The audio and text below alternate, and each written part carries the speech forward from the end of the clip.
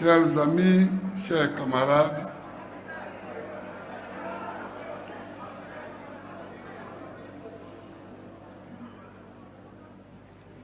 je vais d'abord saluer la présence des diplomates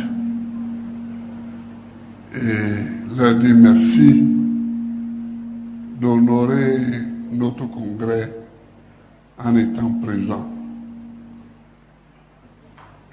Je veux aussi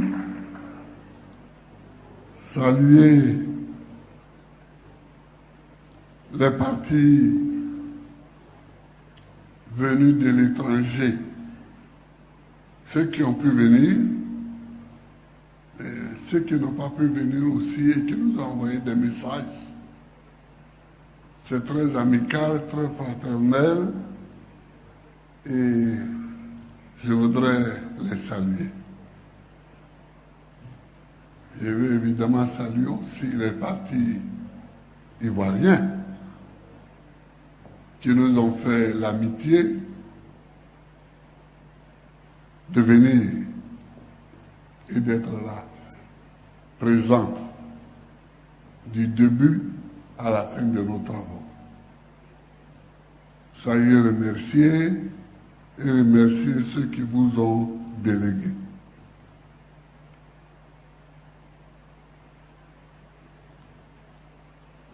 Je veux saluer surtout aujourd'hui les chefs traditionnels de Blocos. Vous savez, l'hôtel Ivoire est construite sur la terre de Blocos. En ce moment, nous étions élèves au lycée classique ici. Il y a eu même des petits palabres. Un jour, j'ai vu Yassé Philippe qui est venu à Blocos pour parler durement parce que les gens de Blocos se plaignaient. Mais je veux les saluer de nous avoir accueillis fraternellement, de nous avoir accueillis vraiment fraternellement, surtout d'avoir donné de l'espace pour tous nos camarades qui n'avaient pas de place où aller. Je vous remercie.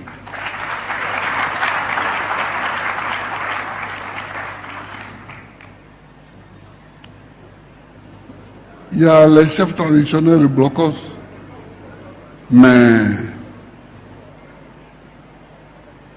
parmi eux, là, assis, il y a mon ami de Bondoukou, Dagboro Saï, premier. Je voudrais vraiment saluer sa fidélité, sa loyauté. Et cet homme-là, j'ai eu un ami comme ça. J'ai eu un ami à vie. Parce qu'il est très loyal. Il est très loyal, très fidèle. Il a mené tous les combats pour nous. Salut Dagboro Saï premier.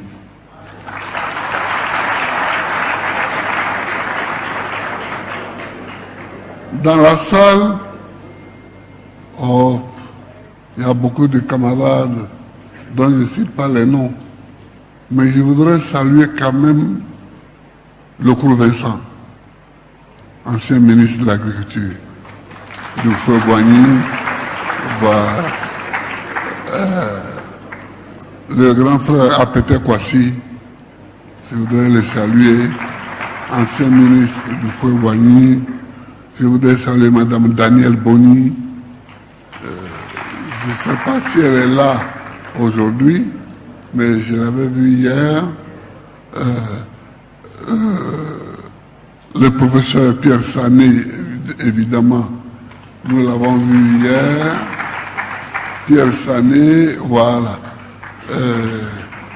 Succès Masra du Tchad. Je voudrais saluer le camarade français Jean-Pierre Lecoq.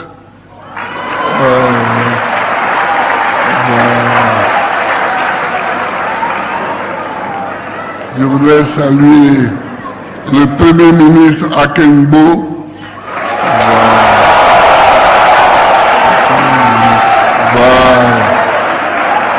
Akengbo.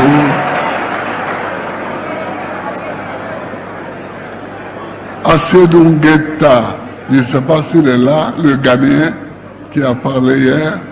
Bon, mais Kadri Tahirou du Niger.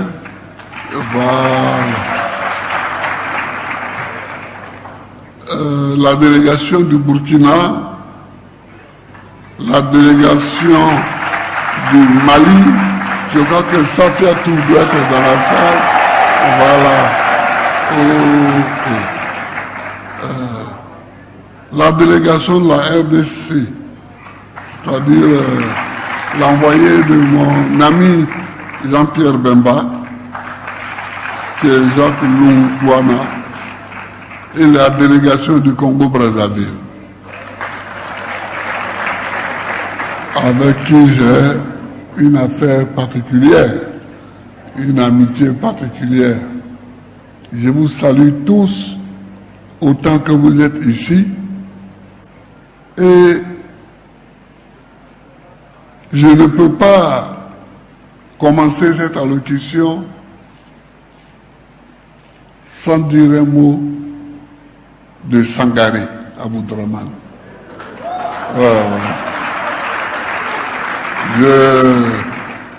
Je suis désolé, mais c'est l'histoire de ma vie. C'est l'histoire de ma vie. Et le fait que Sangaré Aboudraman ne soit pas là aujourd'hui me peine. Ne m'handicape pas, parce qu'il faut toujours apprendre à vivre avec ceux qui ne sont pas... oui, sans ceux qui sont là, sans ceux qui ne sont plus là, mais ça me peine beaucoup. Ça me peine beaucoup. Et je voudrais... bon, je ne vais pas vous demander une minute de silence parce que ça c'est la rhétorique des discours, mais je pense beaucoup à lui. Je pense beaucoup à lui. Ah. On me dit que mon visage brille.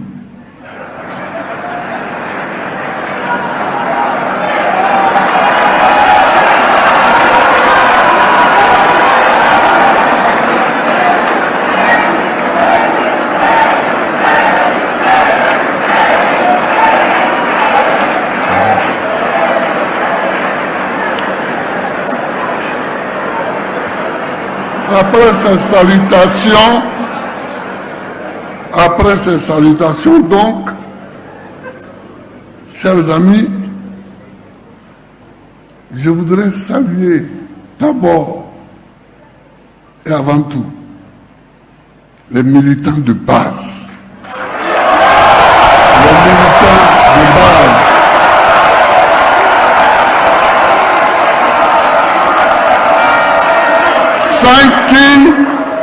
Sans qui je ne suis rien. Sans qui je ne suis rien. Ils ont résisté. Ils ont résisté. Ils se sont battus dans les villages, dans les quartiers, pendant 10 ans. On les a gazés. Ils ont marché, mais ils sont là.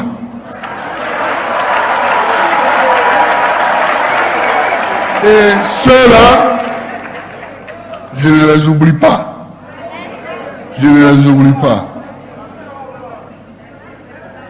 Je les salue du plus profond de moi-même, parce que tout le combat que nous avons mené, toute la résistance que nous avons faite, c'est eux. C'est eux la résistance. C'est eux. Chers résistants, je vous salue. Je vous salue. Parce que moi, on m'a arrêté, on m'a mis en prison, mais si personne ne porte mon nom, si personne ne porte mon combat, je suis oublié. Je suis oublié là-bas. Oh, tant que dans les villages, dans les quartiers, dans les rues, dans les bureaux, il y a des gens qui portent mon nom et qui combattent pour mon retour, jamais ceux qui m'ont arrêté ne se sentiront tranquilles. Et c'est ce que vous avez fait. C'est ce que vous avez fait. C'est pourquoi je vous remercie. C'est pourquoi je vous remercie. J'aurai le temps d'envoyer des délégations pour saluer les autorités des pays qui ont reçu les réfugiés. Ma mère même était réfugiée au Ghana. Ma maman était réfugiée au Ghana. Quand elle a senti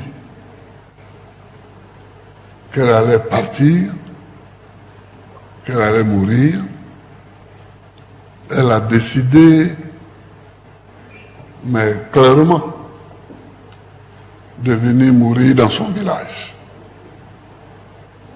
Donc, ma soeur qui est là a organisé le départ de maman, qui est morte à quelques kilomètres de son village. Donc, ces pays-là qui nous ont offert l'hospitalité, il faut que j'envoie des délégations, les saluer et les remercier. Au Ghana, au Togo, au Libéria, au Bénin.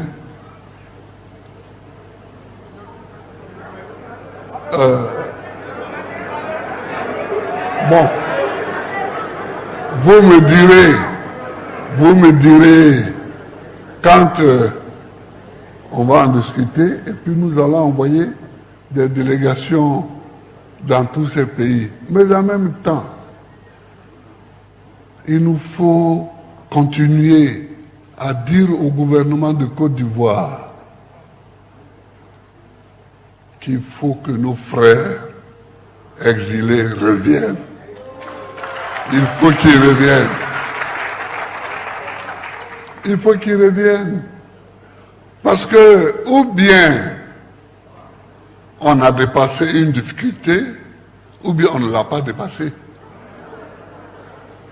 Mais si on a dépassé la difficulté et que le problème est résolu, pourquoi accepter encore qu'il y ait des frères, des amis, des camarades en exil, dans des conditions désastreuses? Non. Faisons-les venir. Madame, je vous en parle, mais j'en ai parlé avec le président Ouattara, j'en reparlerai avec lui, pour dire qu'il est temps d'ouvrir les vannes pour que tous les enfants de la Côte d'Ivoire qui le souhaitent viennent. Parce que ce n'est pas une obligation aussi d'être dans son pays, mais tous ceux qui souhaitent revenir dans leur pays, il faut qu'ils puissent revenir sans rien craindre de l'État. C'est un aspect de notre combat immédiat. Et nous allons continuer de le mener. Et les prisonniers. Ah, ça, les prisonniers. J'avais dit au président Ouattara, je vous l'avais dit au sortir de l'audience que nous avons eue, et je le répète, mais les gens sont allés en prison à cause de moi. À cause de moi. Moi, je suis au dehors. Eux, ils font quoi dedans? Voilà.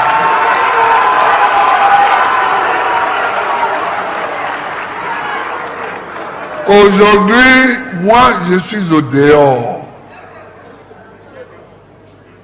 Et ils font quoi dedans?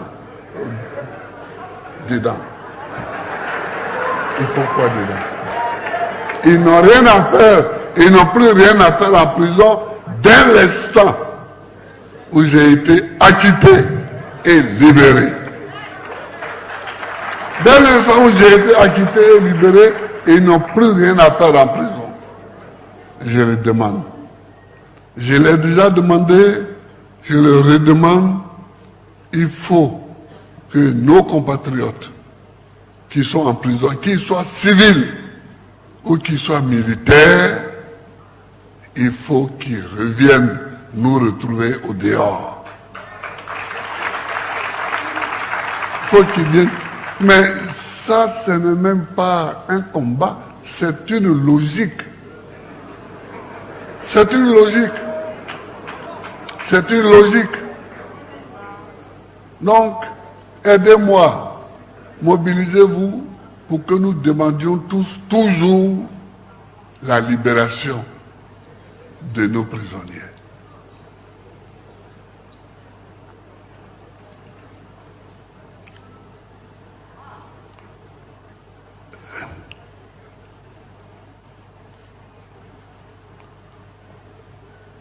Je voudrais maintenant saluer les gens des diasporas. Les gens des diasporas. Les Africains et les Ivoiriens des diasporas. Nous étions à Scheveningen et on n'était pas nombreux, mais on était quand même quelques-uns. Et il y en a un qui m'a dit un jour, mais les Ivoiriens sont des durs. Hein? J'ai dit pourquoi? Il dit, mais tous les week-ends, ils sont devant la prison.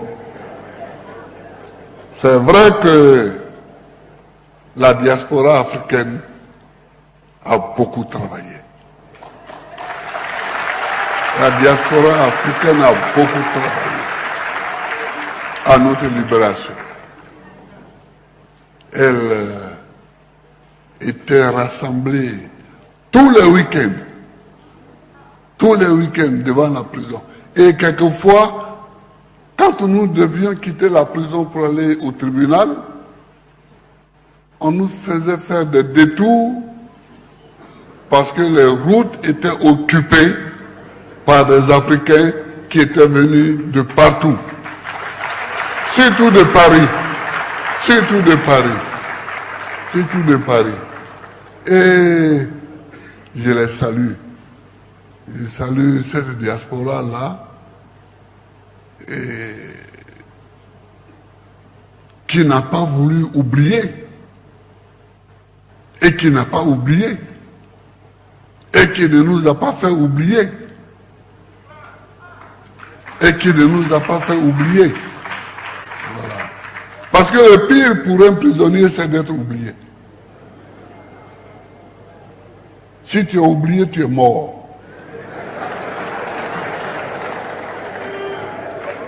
Si tu as oublié, tu es mort.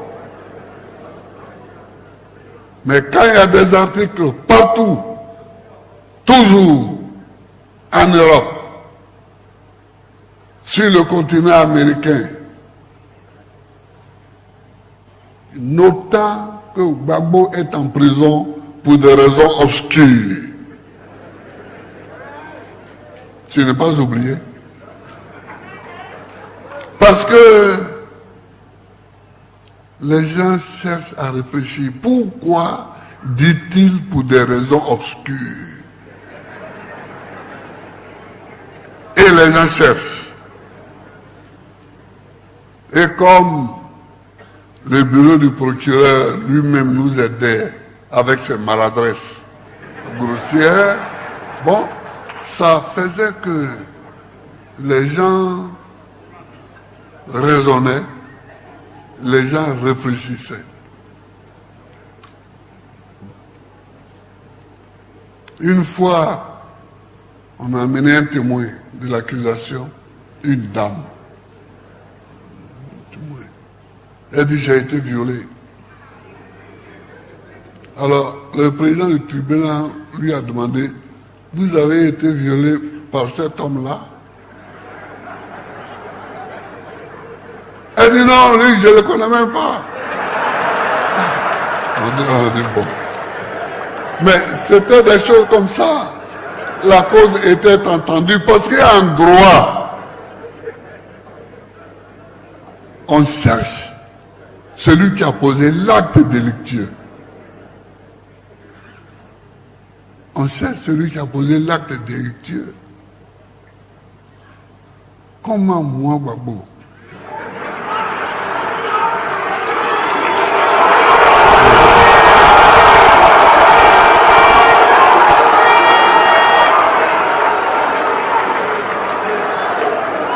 On peut mettre dans mon dossier d'accusation viol. Enfin. Les Ivoiriens disent quand même, même si on dit, même si on dit.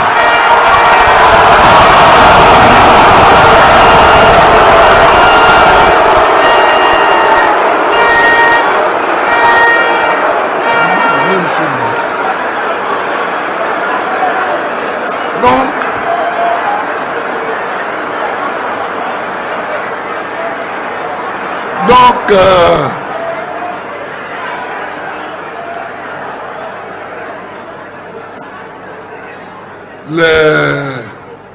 quand une cause n'est pas fondée, ce n'est pas la peine d'arrêter des gens. Et souvent, je disais à mes visiteurs, je ne suis pas un prisonnier, mais je suis un otage. Je suis un otage et je suis ici pour que d'autres puissent gouverner. Sinon, tout ce qu'on dit là, ça ne me concerne pas.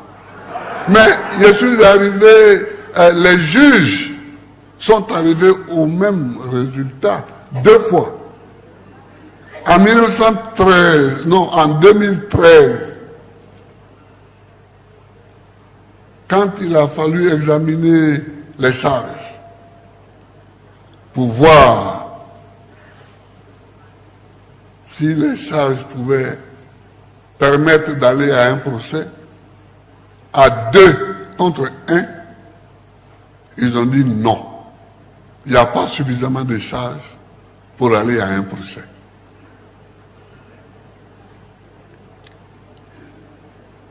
On dit que ça ne fait rien, quand même il faut aller. Et ça c'est vérifiable. C'est vérifiable dans les archives de la CPI. C'est vérifiable et c'est vérifié. Et puis donc voilà. Voilà. Et à la fin, vers 2018, au dernier trimestre de 2018, il y a eu les mêmes résultats. 2 juges sur 3 ont décidé que j'étais innocent, blanchi, totalement. Donc, chers frères et sœurs, me voici devant vous. Me voici devant vous.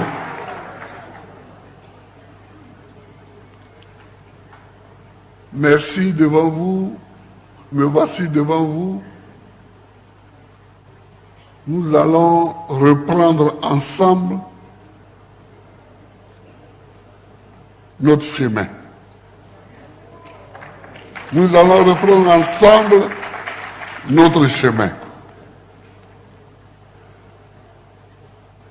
Pourquoi je dis ça?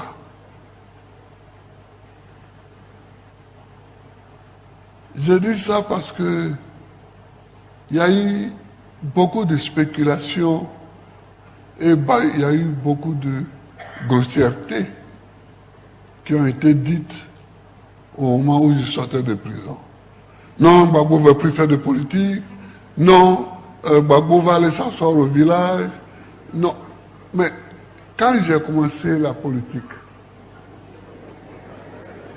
est-ce que je leur ai demandé leur avis?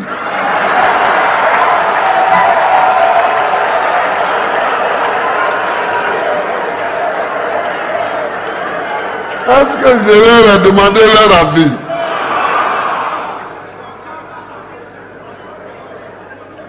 Même mon père et ma mère, je ne leur ai pas demandé leur avis. Mais eux, pour eux, comme c'est eux qui m'ont élevé dans un certain nombre de valeurs, pour eux, c'était tout à fait naturel que je fasse la politique. Mon père a pris sa carte de la SFIO en 1947. 1947, j'avais 2 ans. Quand mon père a pris sa carte du Parti socialiste.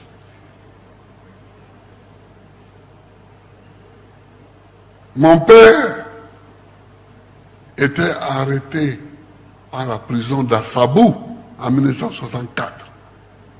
Il était prisonnier politique.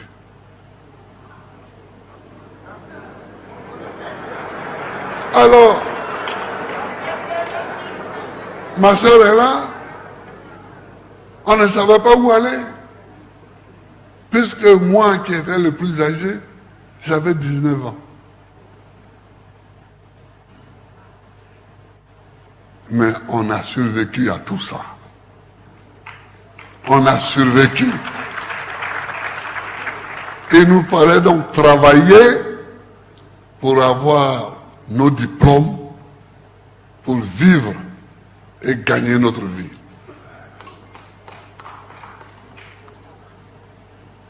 Quand j'étais en terminale, j'ai quitté les classes un matin pour aller chercher du travail.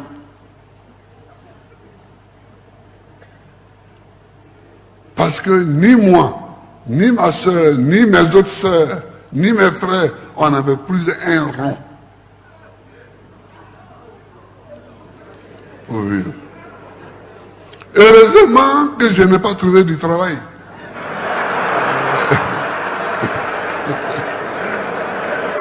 Heureusement que je n'ai pas trouvé du travail. Et les amis à qui je me suis adressé pour m'aider, les 2 sont morts pendant que j'étais en prison. Maître Kanga, Dominique Kanga, et Auguste Denis Georges, l'ancien député de San Pedro, qui était mon voisin de dortoir. Ils m'ont tous conseillé de ne pas quitter l'école. J'ai dit, mais on va passer le bac dans quelques mois, tu vas l'avoir et tu vas avoir une bourse. Pourquoi gaspiller ta vie? Ces 2 amis-là, je pense souvent à eux. Je pense très souvent à eux parce qu'ils m'ont aidé à garder le cap. Ils m'ont aidé à garder le cap. Ils étaient PDCI. Moi, je n'étais pas PDCI. J'étais rien puisqu'il n'y avait rien en face du PDCI. J'étais rien puisqu'il n'y avait rien. Mais ils se sont montrés amis. Ils se sont montrés amis à l'homme. Ils ont dit non, reste, passons le bac, tu l'auras. Mais ils m'ont dit, mais tu manges, on est à l'internat. On est à l'internat. Tu manges, on suit les cours, on mange. Et c'est comme ça, avec leur conseil, progressivement, je suis allé, j'ai continué, et nous avons eu le bac, heureusement, et puis bon, le reste, ça nous suivi. Donc, les gens disent, oui, il ne va plus faire de politique. Mais pourquoi il ne veut plus faire de politique? Pourquoi vous voulez, maintenant, sur le tas, maintenant que j'ai 76 ans, m'imposer un calendrier politique dans ma vie? Moi, Babou.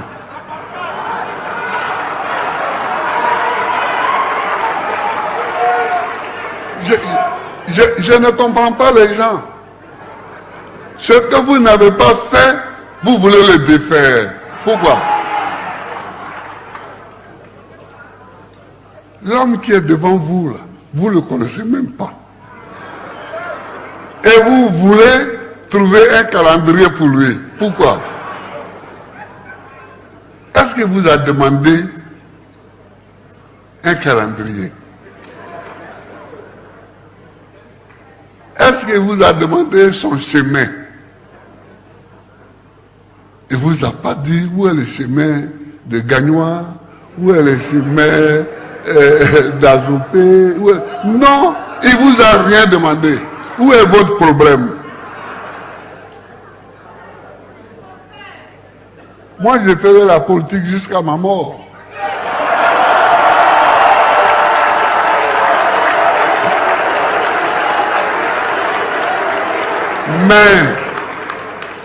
Mais, et je le dirai à la fin de ce discours, c'est moi et moi seul qui déciderai sous quelle forme je fais la politique. C'est moi et moi seul qui déciderai sous quelle forme je continue mon combat. Ce n'est pas le problème des autres. Ce n'est pas leur problème. Il y a des gens plus vieux que moi qui font la politique.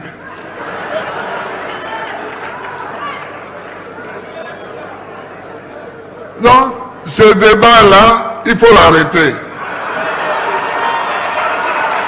Il faut l'arrêter.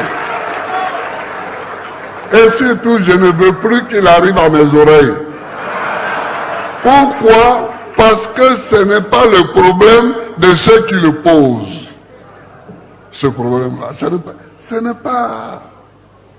n'est pas leur affaire. Je suis un être vivant, un être humain, et je suis entouré d'autres êtres humains qui sont des camarades, et nous sommes dans une entité appelée parti politique. Nous prenons nos décisions. Nous pouvons décider que ceci, que cela. Mais ce n'est pas les autres qui, au dehors, vont dire, bon, il faudrait qu'il aille s'asseoir au village, il faudrait que... Mais vous connaissez mon village? Vous connaissez mon village? Il y a même une espèce d'outrecuidance à dire ça. Il y a même une espèce d'outrecuidance à dire ça. une espèce d'impolitesse à dire ça. Ce n'est pas normal. Ce n'est pas normal. Moi, je ne suis pas en politique pour arranger certains ou déranger d'autres. Je mets sur le marché politique mes idées. Et nous sommes organisés avec des camarades, nous traitons ces idées-là, et puis bon, nous en faisons ce que nous voulons. Voilà.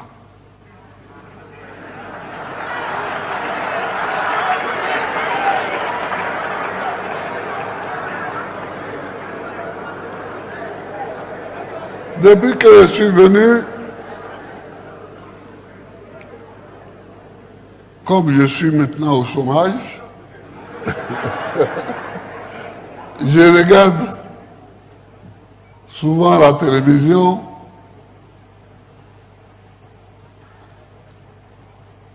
et depuis d'ailleurs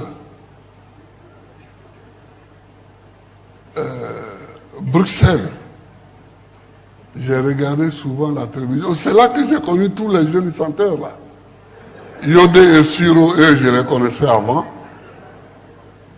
Mais il y en a un qui est parti et ça m'a fait mal. Askeli. Askeli. Askeli. Il m'a beaucoup aidé à Korogo, quand j'étais à Korogo.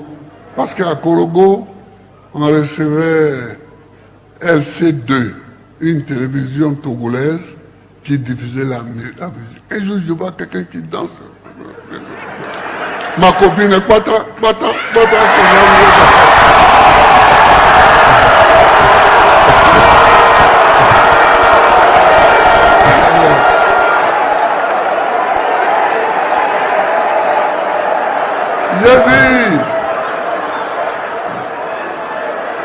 J'ai dit, c'est qui ça?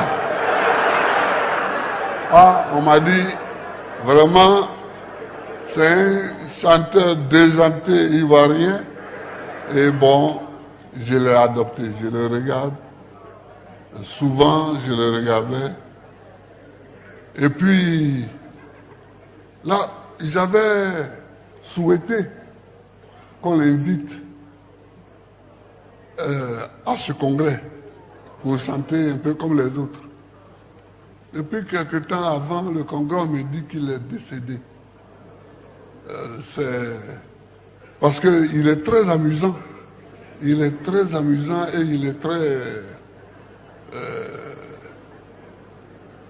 Donc,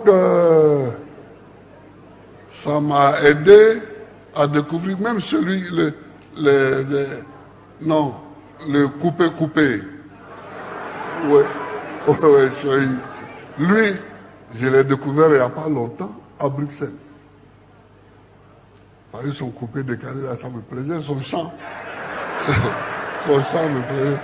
C'était très rythmé et voilà. Bon, donc j'ai regardé la télévision.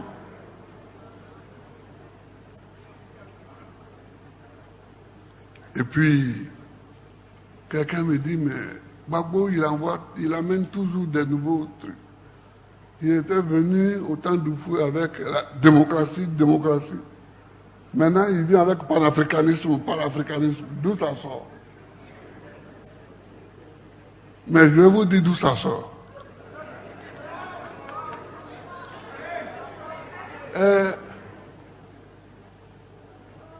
C'est Kwame Nkrumah qui a écrit l'Afrique doit s'unir. Mais il faut remarquer que c'est Kwame Nkrumah, ancien élève et étudiant aux États-Unis, qui a écrit l'Afrique doit s'unir. Regardez un peu les États-Unis.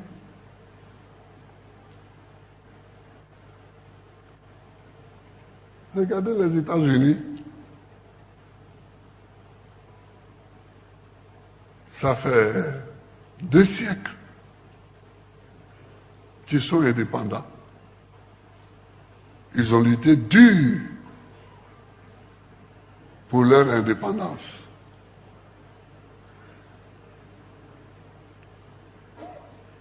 Au départ, ils étaient 13 États.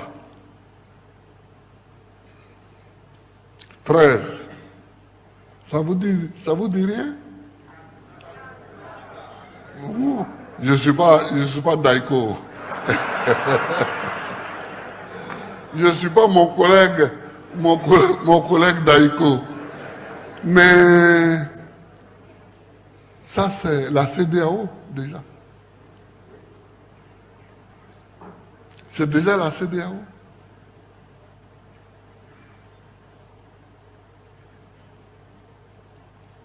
Mais ils ont estimé que ce n'est pas assez. Ils se sont battus. Après la guerre de sécession, ils ont aggloméré tous les États qui, en Amérique, se formaient. Aujourd'hui, ils sont à plus de 50 États. Je crois 51. Autant que l'Afrique.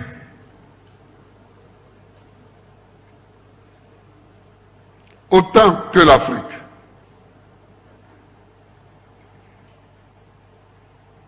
Est-ce que ça vous dit rien? Regardez un peu le monde et voyez quels sont les puissants. Les puissants sont les grands de taille. La Chine, les États-Unis, la Russie, le Canada, ce sont les pays qui sont, comme le disait un de mes anciens collègues président de la République, qui sont balèzes. Ouais. Mais nous, chacun veut être président dans son village. On a un petit tronçon de pays et on est président là et on est content.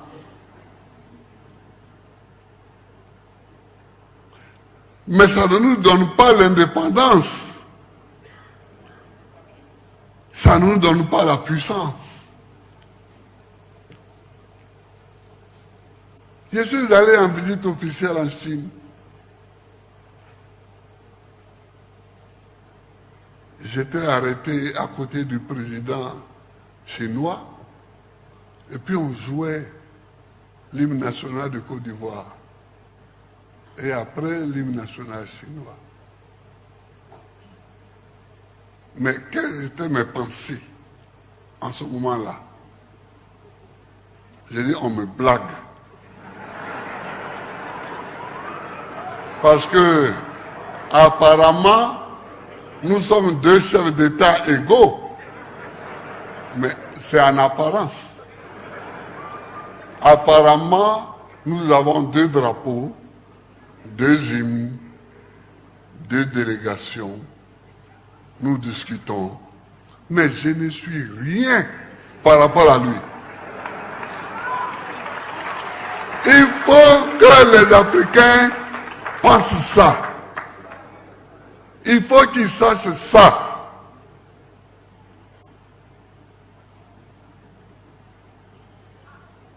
Il faut qu'ils sachent ça.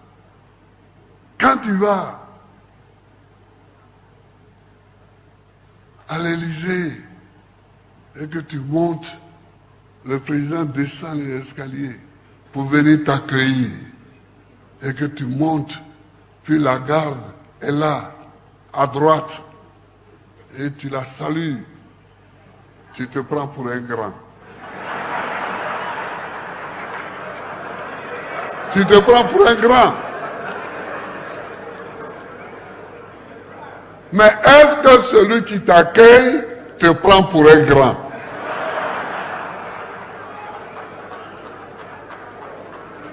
Et est-ce que la réalité te considère comme un grand?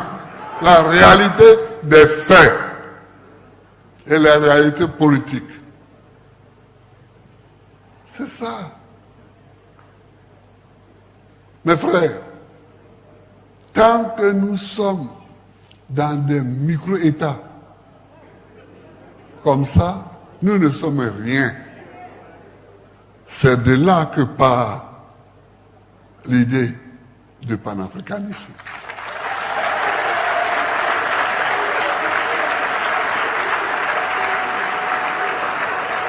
Ce n'est pas la peine de chercher des théories et des trucs. Il faut regarder les faits. Moi, je ne vais pas citer des pays pour ne pas être en porte-à-faux diplomatique avec des gens. J'ai été quand même chef d'État, mais c'est pas vrai ça. Ce n'est pas vrai. Les pays dont on parle un peu en Afrique, qui ont une petite puissance économique, c'est le Nigeria, l'Afrique du Sud, c'est l'Égypte. Donc des pays qui sont grands, un peu, par rapport à nous autres. Mais nous, là, on a le cacao. Cacao. Nous sommes les premiers producteurs de cacao. Et on se promène partout, et moi aussi. Nous sommes les premiers producteurs de cacao.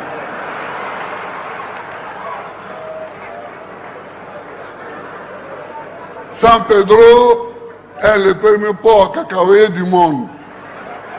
Mais et puis après,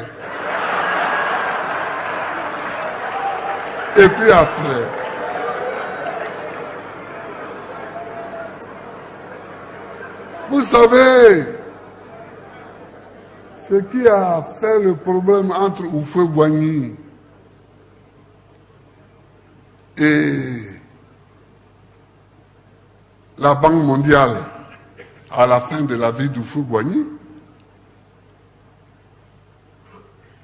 c'est qu'il a tenté de bloquer le cacao pour faire monter les coûts. Quand la Banque mondiale a vu ça, elle a diversifié. En Malaisie, elle a donné de l'argent pour qu'on développe la culture cacaoyère là-bas. Ouais, c'est pas, tu veux nous faire chanter pourquoi? Et ils ont les moyens. Et même l'Europe, qui a colonisé la plupart des pays africains. L'Europe se trouve être petite. Chaque pays d'Europe se trouve être petit aujourd'hui. Donc, dès la fin de la Deuxième Guerre mondiale, il y a un processus qui a commencé et les Européens sont en train de s'agglomérer, de se regrouper. Ils ont déjà créé une monnaie unique, mais on ne crée pas une monnaie unique comme ça. C'est qu'ils s'en vont, ils avancent. Ce processus-là va aboutir à la création d'un État plus tard. Et cet État-là pourra au moins rivaliser ou bien tenir tête aux États-Unis, à la Russie, à la Chine. Voilà les blocs qui se dessinent. Voilà le bloc qui se décide.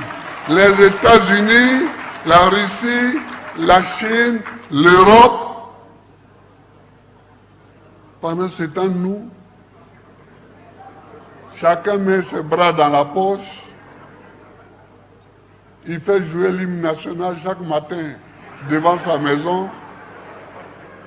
Il fait flotter le drapeau sur le toit de sa maison. Et puis on est là. Non. Non. Non. Et non. Il faut ouvrir les yeux. Il faut ouvrir les yeux. Il faut ouvrir les yeux. Aujourd'hui, il y a l'Afrique et il y a l'Amérique latine qui sont encore fragmentés. C'est pourquoi il faut que les États africains s'unissent. C'est pourquoi il faut que le PPACI fasse appel aux autres partis progressistes pour que nous nous unissions. Il faut que nous soyons le ferment. Il faut que nous soyons le ferment de la lutte. Il y en a, j'ai écouté quelqu'un qui dit, mais Gbagbo, là, quand il était président, il n'a rien fait. Mais si, il a commencé et puis on m'a fait la guerre. Et les gens, il y en a qui parlent comme si la guerre, là, ce n'était pas une réalité réelle. Mais la guerre était une réalité. Je suis le président, le premier président de Côte d'Ivoire qui a fait élire un Ivoirien à la tête de l'OUA. Premier. C'est parce que je croyais à l'organisation panafricaine. Et je voulais qu'on y aille. Et ce secrétaire général de l'OUA, Essi Amara, notre diplomate très chevronné, a été le dernier secrétaire général de l'OUA et le premier président de la commission de l'Union africaine. J'ai fait ça.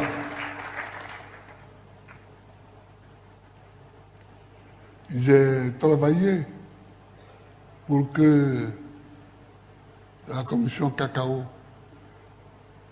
qui était à Londres, vienne à Abidjan. Dano Diégué était ministre de l'Agriculture. En ce moment-là. Et puis la guerre est arrivée. Je n'avais plus d'autres soucis que de mettre fin à la guerre.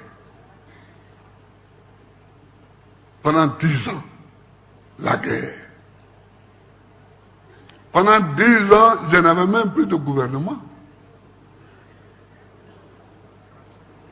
C'est de l'extérieur qu'on me dictait, ah bon, si tu veux avoir la paix, il faut prendre un tel comme premier ministre. Si tu veux la paix, il faut... Bon, des gens qui sont gentils, qui sont capables, qui sont compétents, qui sont bien. Mais ce n'était pas mes premiers ministres. À moi. Vous voyez? Dans la première phase, le seul premier ministre que j'ai nommé, c'était Afinguessan. Dans la deuxième phase, le deuxième premier ministre que j'ai nommé, c'est Akengbo. C'est Akengbo. Mais Akengbo, il ne s'est même pas installé au bureau. Quand la guerre est venue nous balayer tous. Voilà. Donc, Le panafricanisme n'est pas un slogan. Le panafricanisme n'est pas un slogan. C'est une réalité. C'est une réalité.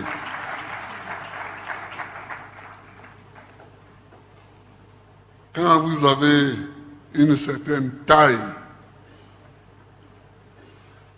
petite et que vous n'avez que le cacao à proposer, vous ne vous bandez pas les muscles pour vous promener devant les gens. Parce que quand vous passez, chacun rit. On joue votre hymne, mais les gens sourient.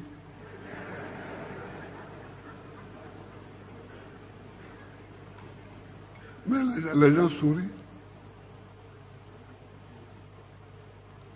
C'est pourquoi, quand j'étais chef d'État, je ne demandais jamais à aller en visite officielle dans un pays développé.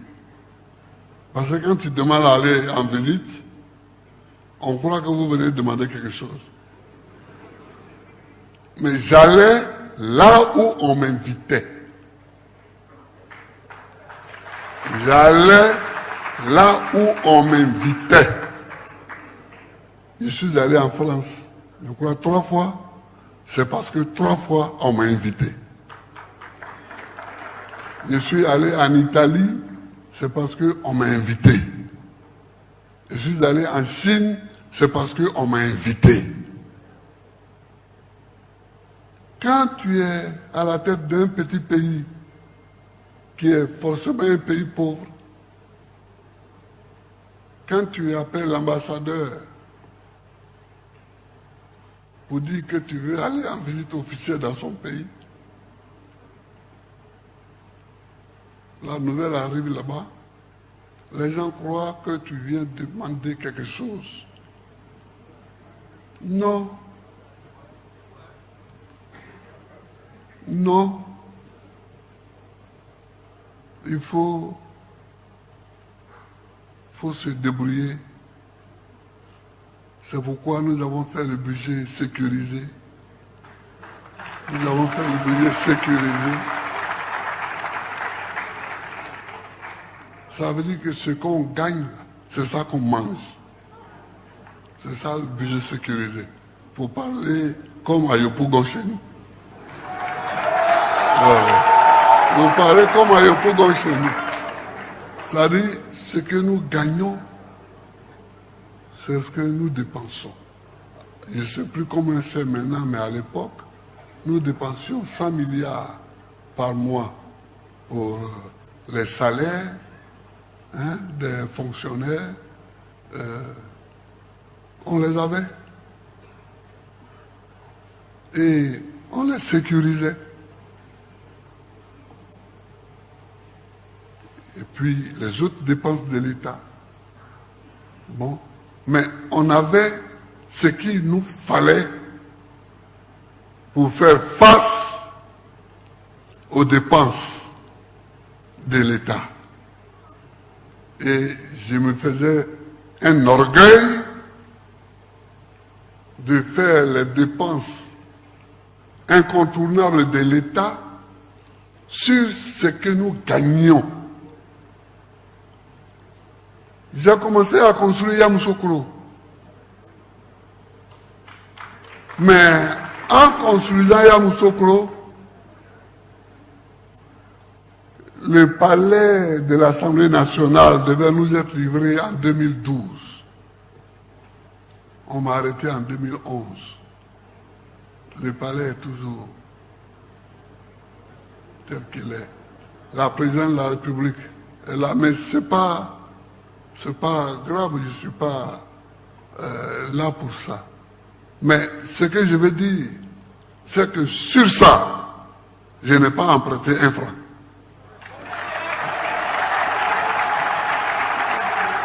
C'est notre capital. Et c'est peut-être ce qu'on me reproche de taper mon patrie. C'est notre capital. notre Assemblée nationale, notre président de la République, je n'emprunte pas l'argent pour ça.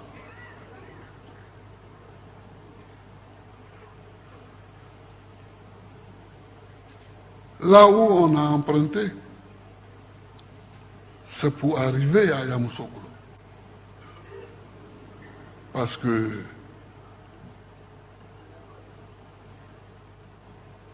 il y avait l'autoroute qui s'arrêtait à Saint-Grobo. Donc, j'ai emprunté de l'argent aux Arabes. Et nous avons achevé l'autoroute jusqu'à Yamoussoukro.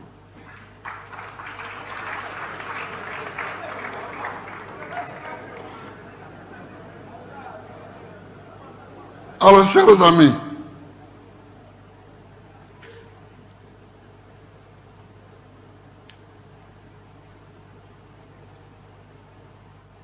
nous avons créé le PPA-CI, notre parti. Ce n'est pas la peine de revenir sur les raisons qui nous ont poussés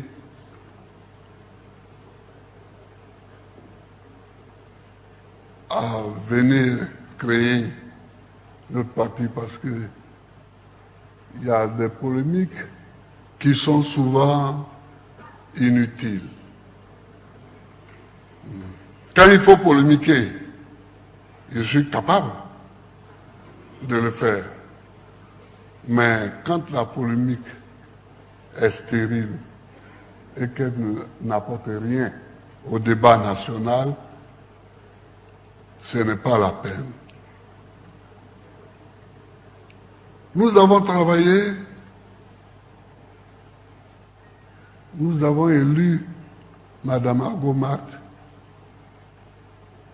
elle est juriste, elle a travaillé avec moi depuis longtemps. Elle était adjointe. D'abord, elle est professeure de droit, de droit privé. Elle a travaillé comme secrétaire générale adjointe du gouvernement. Ensuite, elle a été élue députée de Béderville et elle a été vice-présidente de l'Assemblée nationale. C'est une dame que je connais bien, que j'aime bien, et je lui fais confiance.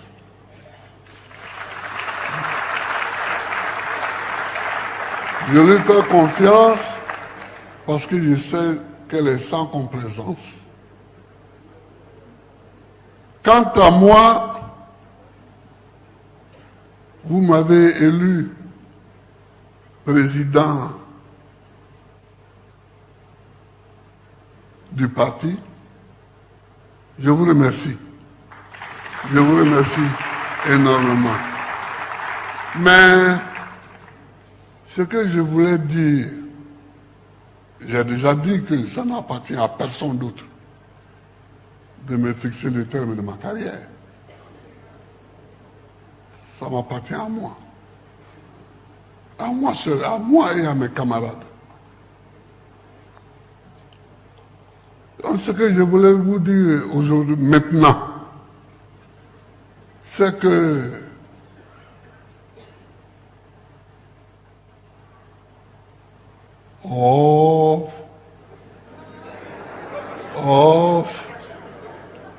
nous avons eu des déboires dans le passé parce que j'ai quitté la tête du parti en 2001, comme la Constitution le prévoyait. Mais il n'y a pas eu de préparation pour la passation de pouvoir. Il n'y a pas eu de préparation. Et ça nous a conduit à la catastrophe. où nous avons été. Des gens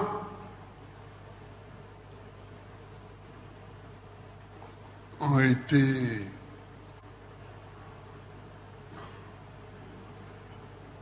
comment dire ça? Les gens, on leur a mis des choses dans la tête. On leur a mis dans la tête que les oreilles pouvaient être plus grandes que la tête.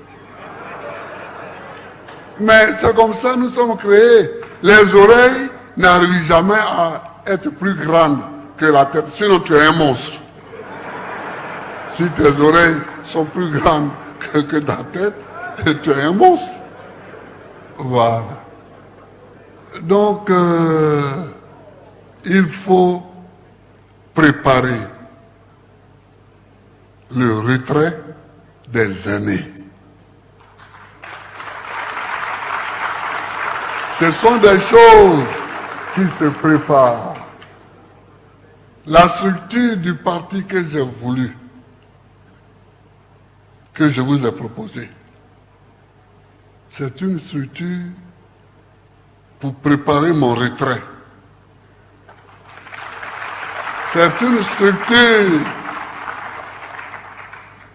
pour que demain, je puisse m'en aller tranquillement dans mon village, sans regret. C'est une structure pour que le parti lui-même puisse avoir l'œil sur celui qui le dirige. J'ai travaillé des mois et des mois à ça. Depuis ma libération de la haie,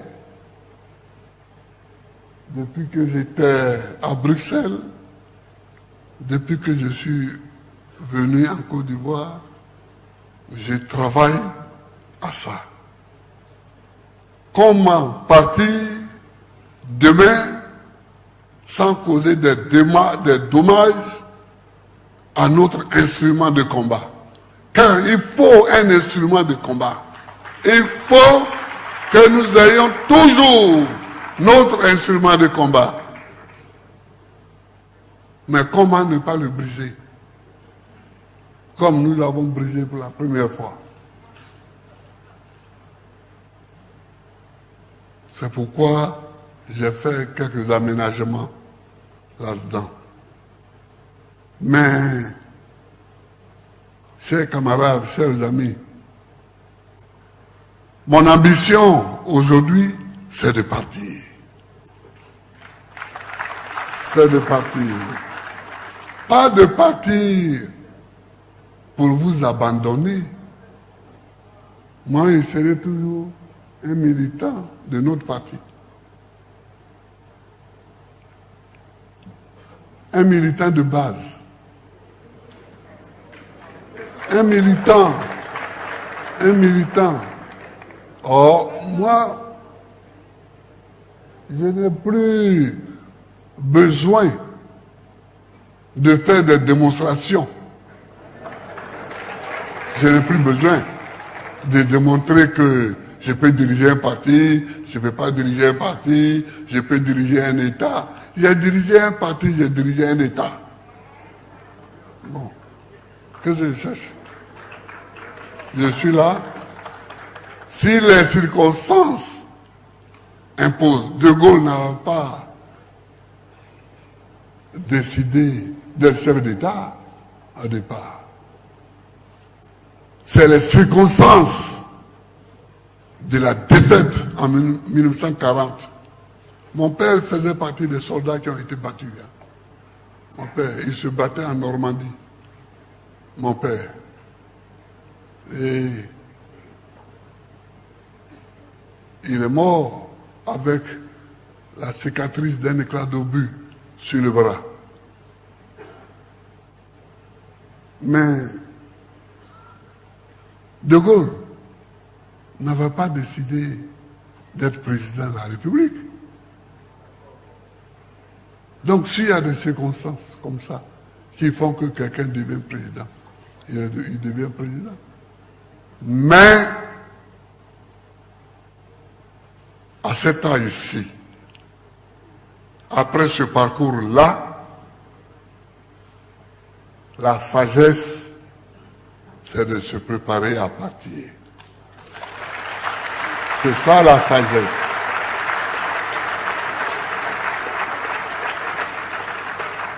Mais j'ai décidé que je ne partirai pas brusquement.